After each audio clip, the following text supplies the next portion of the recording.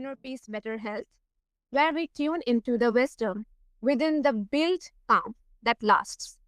I'm your host, Shreya.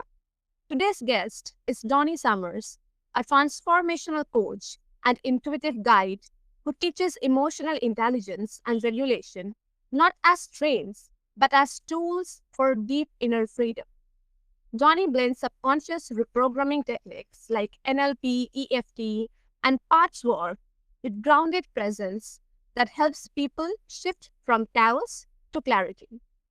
If your emotions feel like they run you, this episode is your invitation to take the reins. Welcome, Donnie. Hey, thanks for having me. I'm honored to have you on my show. And my first question will be, Donnie, you work with people to unravel emotional blocks. What do you believe is the root of most emotional dysregulation in today's world? Well, I think a few things is our past. I think our past, our body holds on to everything like a supercomputer, and everything that's not processed and dealt with is subconsciously brought forward. And we repeat these patterns, emotions, and situations in our lives in one form or another until we really take a look inside and somatically process things and emotionally process things, mentally process things so that we can create new neural networks, new behaviors, new actions, Mm. and new mindsets. Yes, that's so wonderful. And is it more about resolved past experience or the pace of modern life? Well, I mean, modern life has a lot to do with it too. I think there's a lot of ways that we're not living naturally in a lot of ways. Yes.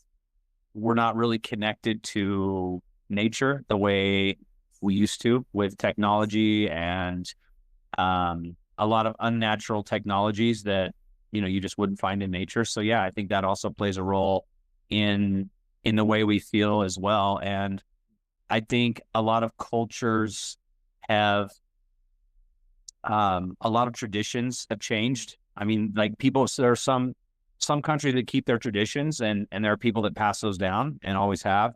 But also there's a lot of ways we're disconnected to the culture, not just because of technology and nature, but from each other. And that creates a lot of disconnection from life because Yes. we're not connecting that, I think, in a way that's natural, that's helping us to stay, we're supposed to be in tribes, so to speak, and be working together. And that's another thing that plays a part in that as well. Yes, and that insight cuts deep. The roots that we have named are so often overlooked. So emotional intelligence gets thrown around a lot these days. What's your definition of it, and how do you help clients actually embody it? That's a good question. So I think emotional intelligence is a few things. One is, I think, is something called mindfulness. And that's understanding and feeling, being able to feel what's happening in your body, in your senses, being in touch with your senses, and also being in touch with really your conscious mind and learning how to get back in rapport with your unconscious mind. Because I think that's once the conscious mind and unconscious mind can kind of come together in balance, that we actually create more balance in our life. So emotional intelligence is understanding not just sensations, but also our thoughts and thinking, and understanding how situations affect us, understanding why we're thinking a certain way, being able to recognize when something's healthy or unhealthy that we're doing or that we're receiving, and having the wisdom and the intuition and the, again, emotional intelligence to be able to decide to choose something new, to create something different. Absolutely wonderful. And what's one daily practice to strengthen the emotional awareness? Oh, okay. Thank you. So I think honestly is presence. Practicing presence really helps a lot.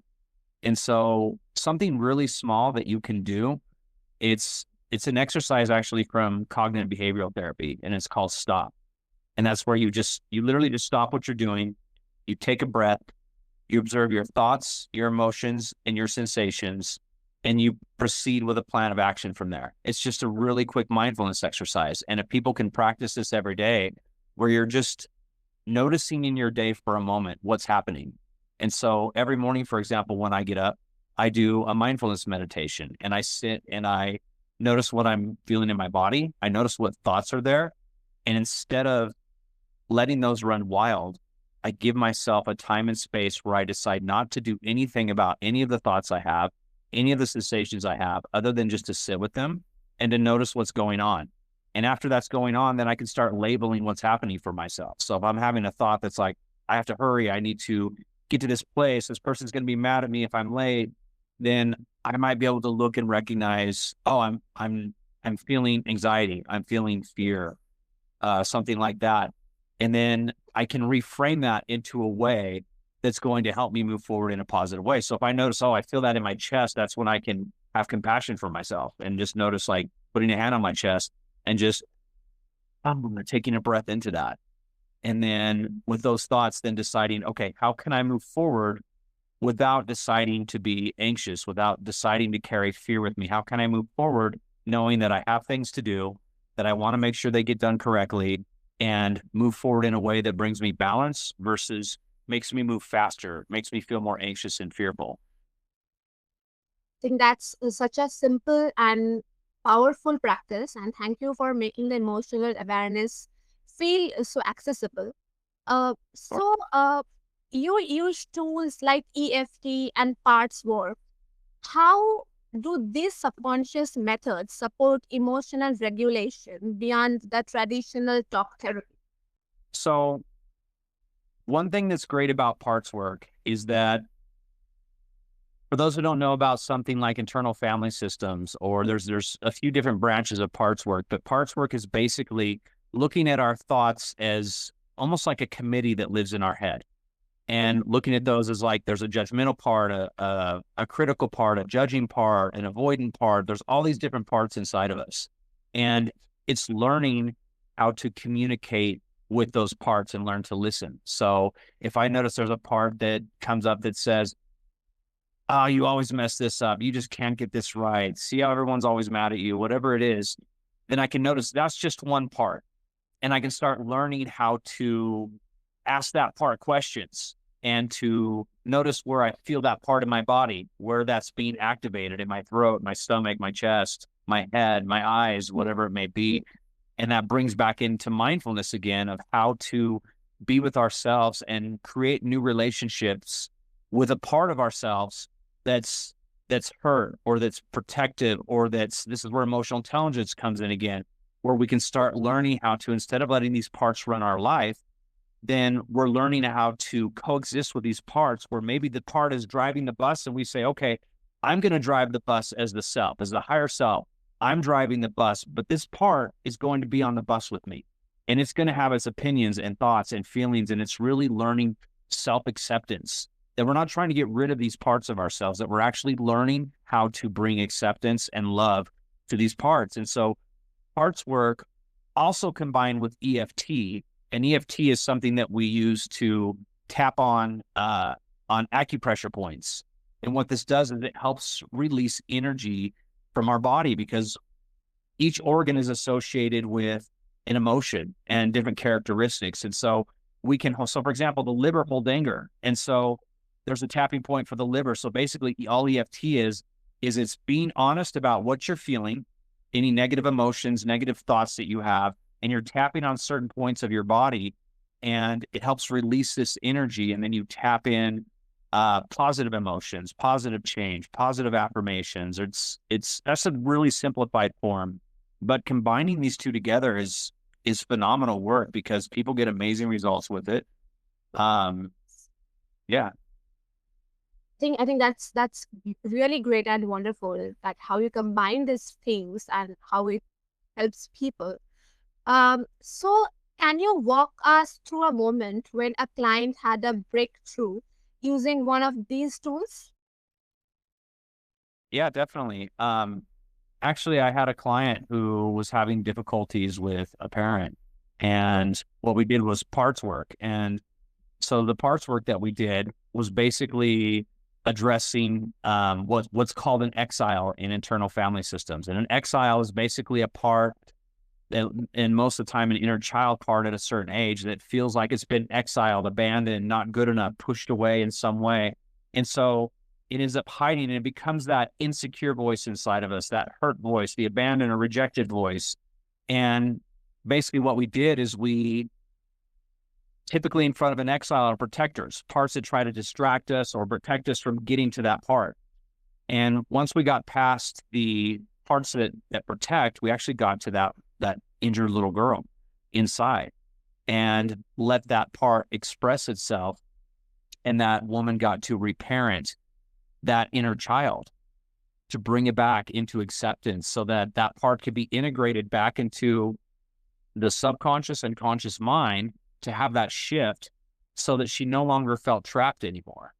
And she had a huge shift. It changed the whole relationship dynamic with her family, with herself, and even relationships that she had been drawing to herself. So she stopped drawing, for example, the same type of critical female friends she had, and the same type of men where she had negative relationships with. She started noticing that the men that were asking her out were, had different personality styles than she was used to in her past that she consistently drew into her life.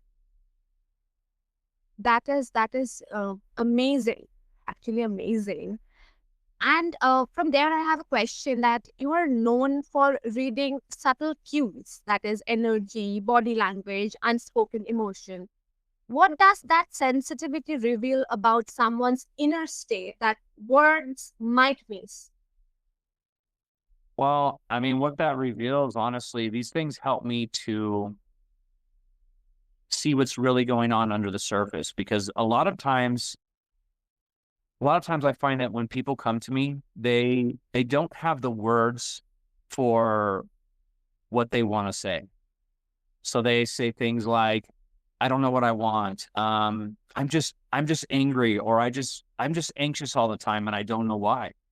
And what I get to see is a lot of times they also don't recognize, because they've been in this state for so long where their nervous system is consistently in this state of fight, flight, or freeze, that they don't recognize what anything other than an overactive nervous system feels like. So even when they think they're calm, they're actually still anxious. They're still having thoughts they may not recognize. So when I'm talking to people, I get to watch conscious and unconscious cues. So when someone's talking, they might say, if I ask them a question like, oh, do you feel good about doing this? And they'll say, yes, as they shrug their shoulders. That's an unconscious response, right? So me getting to see these unconscious responses that people do when they say, oh yeah, I think I can do that, and they're shrugging their shoulders, I'm recognizing subconsciously they're saying, I don't know. I don't know if this is okay. And watching the subtle cues and feeling the energy that they're bringing when they're telling me something, when they say, yeah, I'm okay with that. And then I listen to the tone and I go, I'm not hearing a yes in that when they say they're actually okay with this. And then I get to reflect back to go, is that really true?